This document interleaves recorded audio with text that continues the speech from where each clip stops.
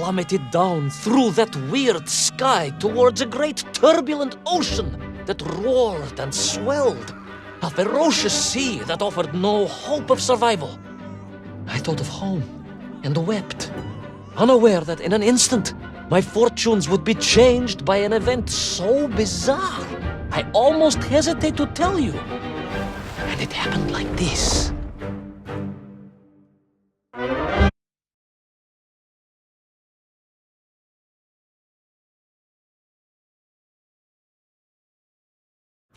A giant whale? It was huge, General. You were swallowed by a giant whale. Yes, General. You look remarkably well for a man who was swallowed by a whale. I am blessed with a strong constitution, General.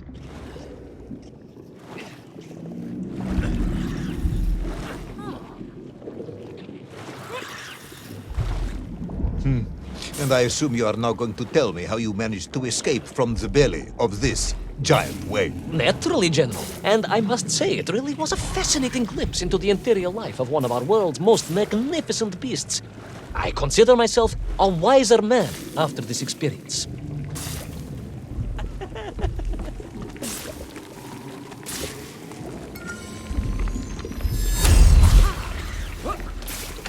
I feel I'm...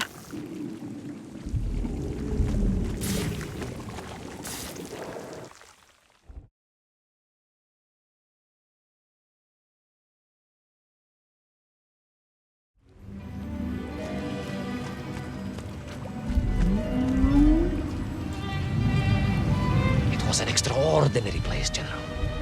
I could perhaps deliver a lecture on the subject to Moscow University's Zoological Society, if you like. I only want to help. The Moscow University Zoological Society has, I suspect, better things to do than listen to the ramblings of a man who claims he was swallowed by a whale.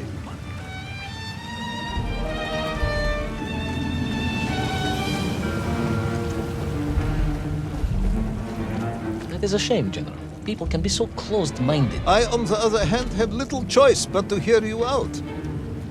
For your own sake, Ivan Ivanovich, I must urge you to be brief. Absolutely, General. I will tell you directly of my miraculous escape from the belly of the whale.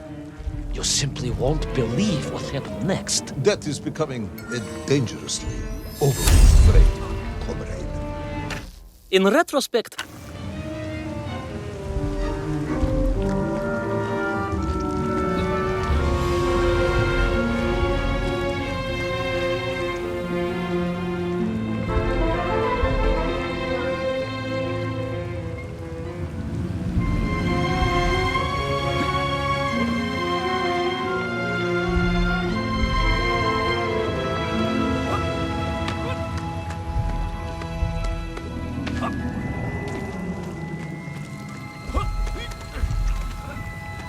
and so I found myself deep within the whale's organs. A strangely beautiful place. A sort of fleshy wonderland. A glade of polyps and globules. A landscape as awe-inspiring in its way as the forests and mountains of Altai. Oh, my home, General, that I yearned and longed for and only hoped, as I hope now, that I might one day see again. I think we're all longing for home at this point. Oh, with warm slippers, a mug of steaming Sbitzin, and a roaring fire.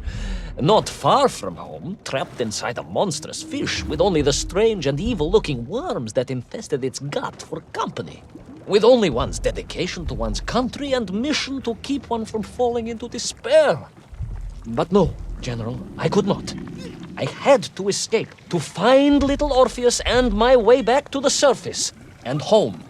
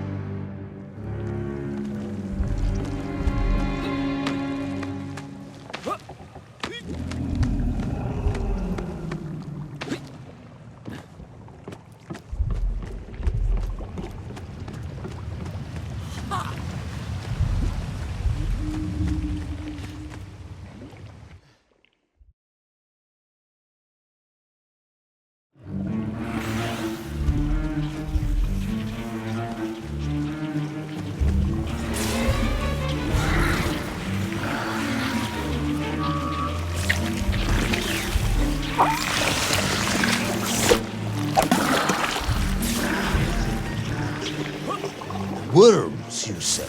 Living inside the whale? Oh, they were horrid things, those worms, General. And most unwelcome, I would say. Parasites. Fear just how rampant their infestation was, more of the tremendous sizes they could grow to. At that point, my thoughts were only of escape. And I had a plan. Yes, I'm sure you did.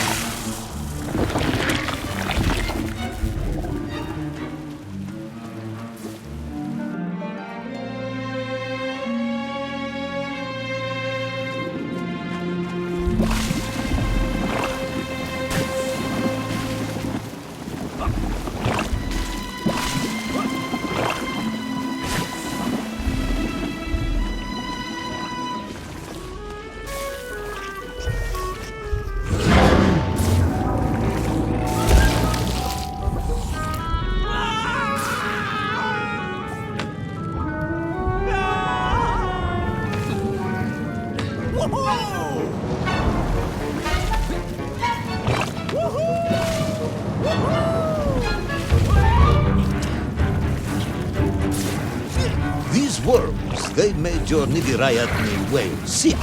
Wherever they attached themselves, the flesh began to turn gray and die. It was a truly distressing sight. I resolved myself to assist the whale by removing the leeches wherever I could find them during my escape.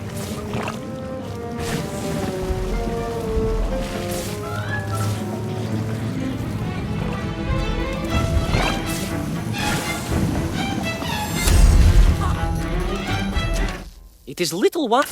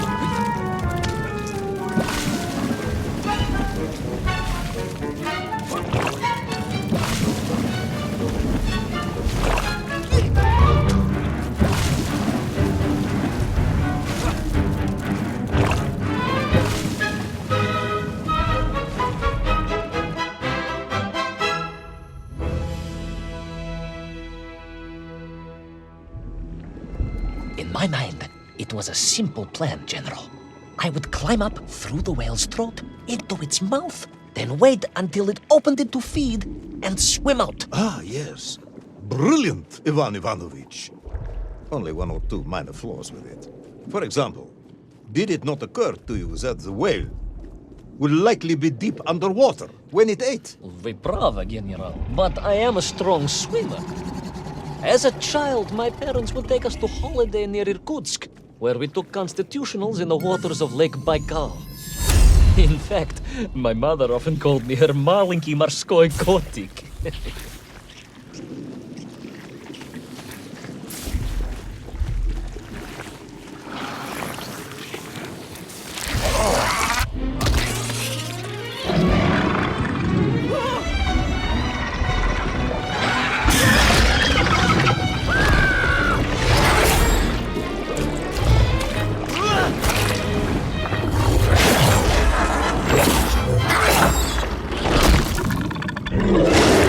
A giant worm for a giant whale, huh? At the risk of repeating myself, it was huge, General. The Moscow University Zoological Society may be interested after all.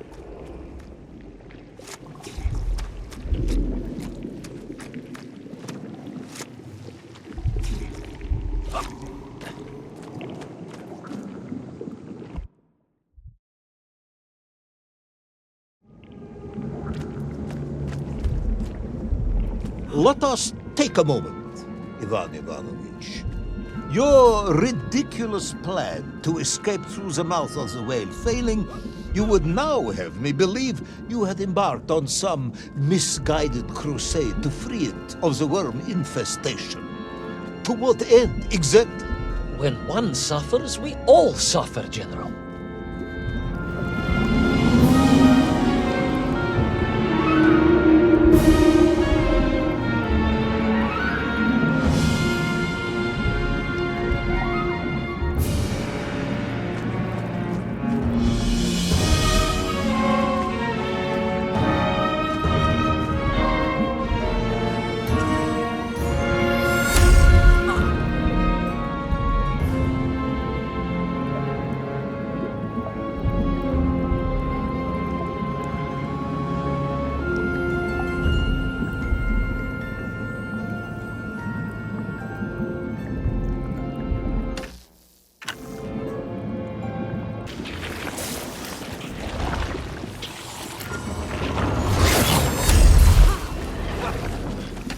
I sus...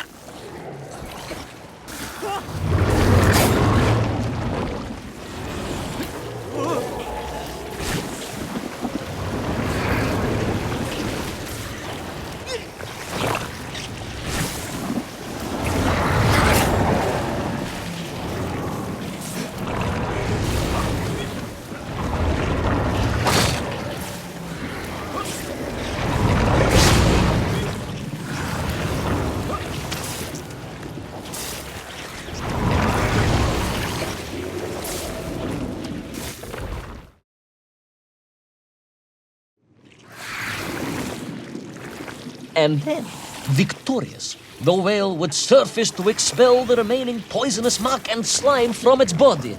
And at that point, I could escape through the nearest convenient orifice. In this case, most likely the blowhole. That is the most revolting thing I've ever heard. General, we are Russians. We have withstood the sheer... the stomach force of nature and history and emerged triumphant. An expedition through the nasal sphincter of a... And then, victorious, the whale would surface to expel the remaining poisonous muck and slime from its body.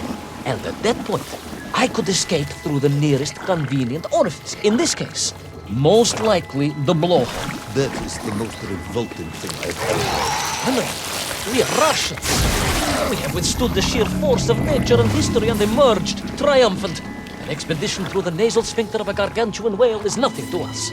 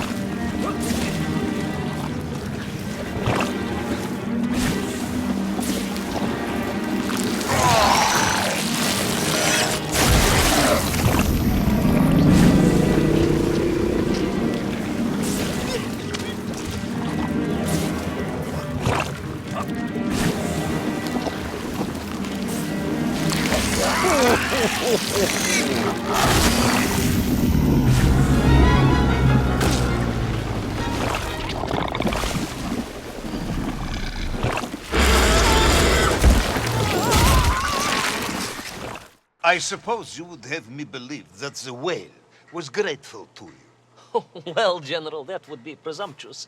I doubt it was even aware of my presence. But I had more immediate problems. For if the whale might have been relieved by my actions, the worms were enraged. Worms furious. Worms Incandescent. do not feel Violently indignant. emotions. Demented, General. Deranged. Enough!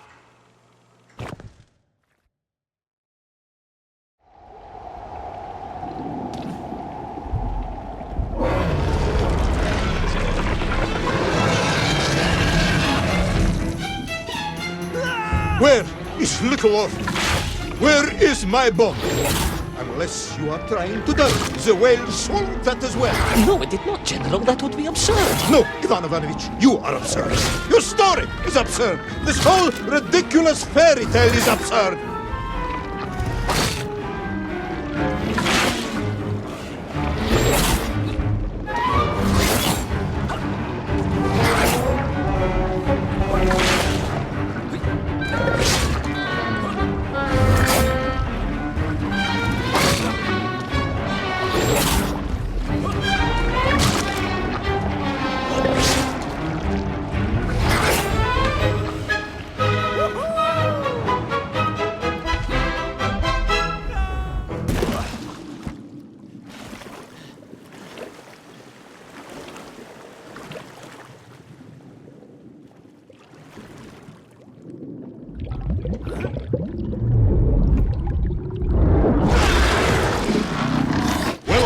Brave yet foolhardy hero escape the furious worm? Will he be doomed to spend his days trapped in the innards of a bad-tempered cetacean? Where is the whale swimming to in such a rush, and what will it do when it gets there? Is the general about to lose his temper and order the cosmonaut shot? All of these questions and more must surely be answered in the next exciting episode of Little Orpheus!